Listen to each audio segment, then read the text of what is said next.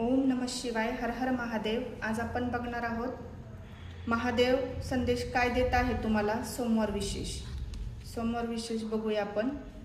त्यांचा काय संदेश आहे, तुम्हाला काय सांगण्याचा ते प्रयत्न करत आहे. महादेवांचं कार्ड आलेलं आहे. मला इथे असं दिसतंय आजची ऊर्जा थोडीशी हेवी आहे, पण त्यातच एक मोठं हिलिंग दडलंय. ह्या कार्डमधून तुम्हाला संकेत मिळतंय.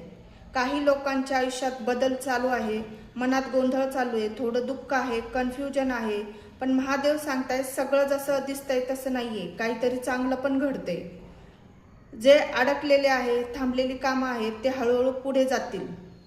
आणि जे नातं डिस्टन्समध्ये गेलंय, तुमच्यामध्ये खूप असं दुरावा निर्माण झालाय, त्यात तुम्हाला क्लॅरिटी बघायला भेटेल. आणि जे मनात खूप असं दिवसापासून तुम्ही मनात साचून ठेवले ते बाहेर पडेल. आता आजच्या दिवशी तुम्ही कोणाला तरी तुमचं मनातलं वेदना, जे काही दुःख असेल, तुम्ही कोणापुढे तरी जवळच्या व्यक्तीवर तुम्ही ते सांगता. तुमचं जे काही दुःख आहे असं महादेव सांगताय. मन हलकं होईल तुमचं. ही वेळ आहे स्वतःकडे लक्ष देण्याची आहे आणि स्वतःला समजून घेण्याची वेळ आहे, असं हे कार्ड सांगत आहे. काही लोकांना जुन्या गोष्टी सोडाव्या लागतील असं महादेव सांगताय.